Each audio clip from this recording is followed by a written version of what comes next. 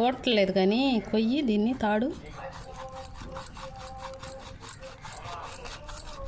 ఏటెంటకాయలు ఈ ఏటెంటకాయలు కాబట్టి ఇట్లా ఉంటాయి. సముద్రంలో ఎంటకాయలు మామూలుగా సింపుల్గా ఉంటాయి. ఈ పెద్దవి అయితే కేజీ 1500, 1000 రూపాయలు కేజీ కూడా ఉంటుంది ఒక్కొక్క ఎంటకాయ. లగ్గు దూసుకుంది.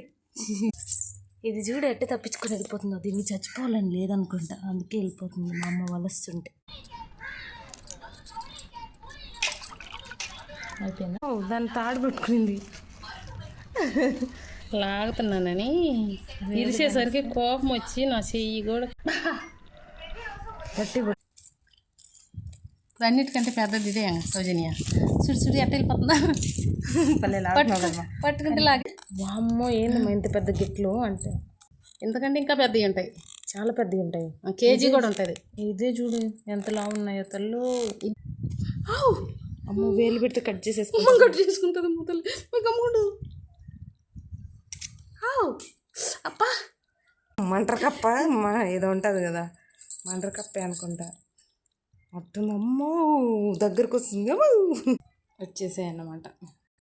గిట్లు కూడా వండుకుంటాం కదా ఇప్పుడు మనం. గిట్లు కూడా పులుసులు వేసేస్తాం అట్లాగే. నాకు తెలిసి వీటికంటే ఇవే టేస్ట్ బాగుంటాయి గిట్టలే. మా వీడియోస్ కానీ మీకు నచ్చినట్లయితే లైక్ చేయండి, షేర్ చేయండి, అలానే సబ్స్క్రైబ్ చేసుకోవడం మర్చిపోవద్దు. Thank you for watching. Bye bye.